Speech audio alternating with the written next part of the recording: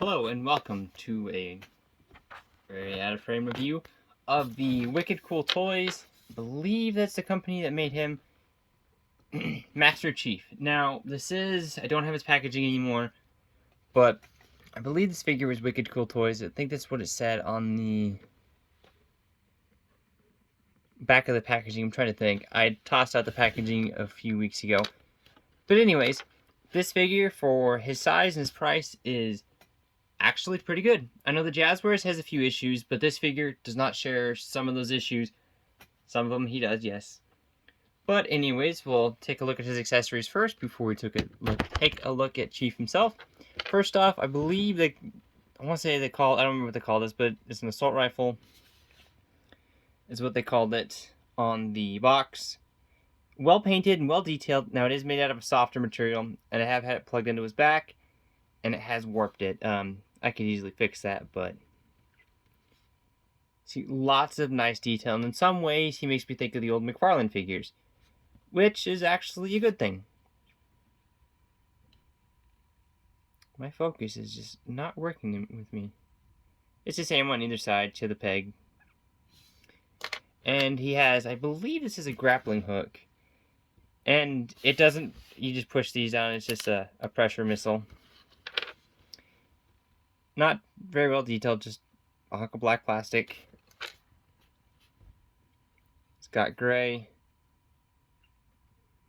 And it's supposed to clip onto his arm, but it doesn't stay on at all, so that's why I don't have it on him. This right here, I feel like was just kind of tacked on. It could have been left out, in my opinion, but it's still welcome. We'll take a look at the figure himself. And one accessory I am missing is he came with a little base that he plugged into.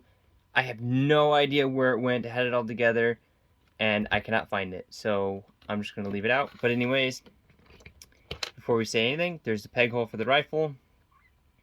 It just plugs in just like that. I'm not going to plug it in because it's going to get in the way of articulation. But one thing to note is the peg also is that softer plastic. So be careful when you're plugging it in not to twist it off or bend it too badly or break it, because this is a fragile bit of plastic for that, and it is fairly small. But we'll get into him real quick. And he stands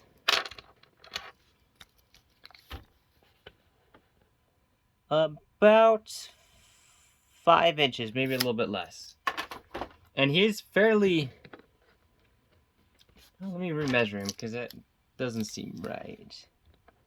Nope, he's almost 5 inches.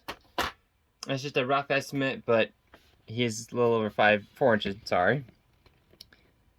Lots of nice detailing. Got the 117 there on his collarbone, or collarbone, where collarbone would be, and that's not the right term. His helmet is badly painted. You can see that's not supposed to be black, it's supposed to be green. And my thumb, it got smashed, so I do apologize for that. See lots of nice detailing. A little bit of dry brushing here and there, not a whole lot, but then again, he is small and he was $12. Articulation-wise, head is on a disc hinge. Can look down that far, look up that far. You don't really get any, you do get some pivot, but it's very minor. Can look left, can look right that far until it starts getting into things. Shoulders will move up that far because the shoulder pads, not a whole lot. We'll do a full 360. Biceps will give you less than 90, not a whole lot. And his wrist, we'll do a 360. He does have a bicep swivel, of course. Wrist, we'll do a 360. And he does have a hinge. Torso is at a ball joint. It can lean side to side. Back, not very far. Forward, not very much. And he does get some rotation, but if you rotate him too much, it does pop apart. Hips can move out that far. They're ball joints. Can move out that far, can move forward that far, can move back that far. Knees are double jointed, but incredibly stiff. And they did the knees right on this one, which the Jazzwares has horrible knees. Double jointed knees. Ankles has ankle pivot. Very nice ankle pivot. Can move forward that far.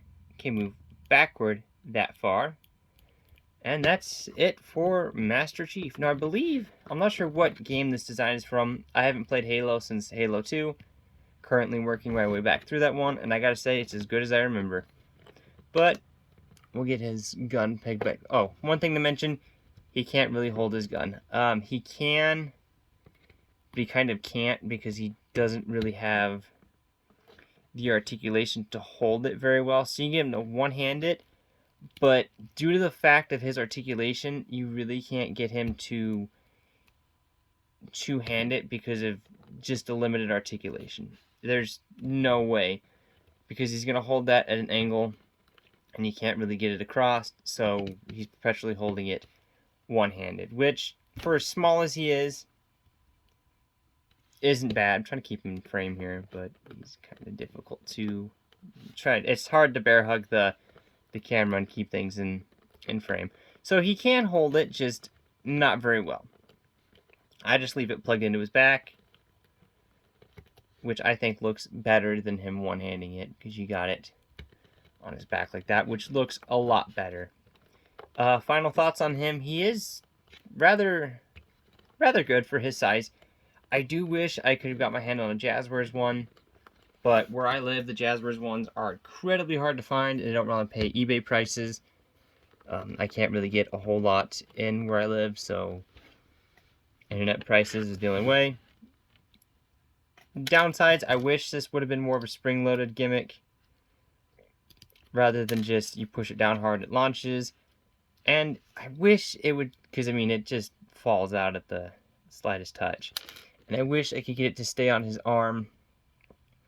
It really doesn't. It sits on there, but then you notice that it doesn't sit on there all the way. So it's just not a very good accessory. So I just leave it off of him.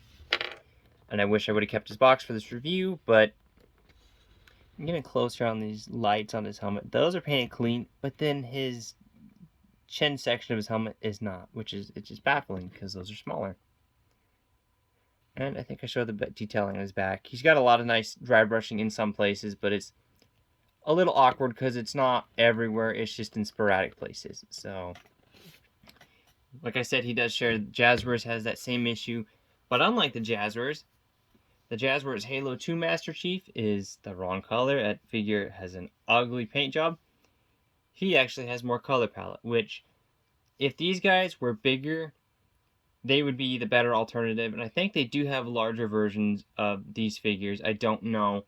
Like I said, it's really hard for me to get these figures, specifically Jazzwares, because where I live, none of the stores carry them. I live in a very small town, so I kind of have to take what I can get. But for the most part, this is an amazing figure. I picked mine up at Walgreens for $13. I think it was $12.99, somewhere around there. If you can find him, I would definitely get him. He's a bit smaller, but he does look pretty good, and he does articulate for his size.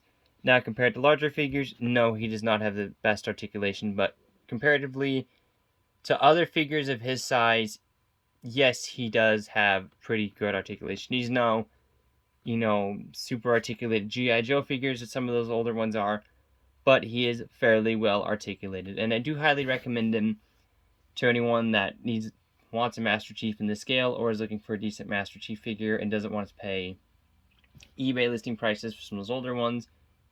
So comment down below what your favorite Halo game is, what your favorite design for Master Chief is, or comment down below and tell me what your favorite gaming franchise is if you're not a Halo fan.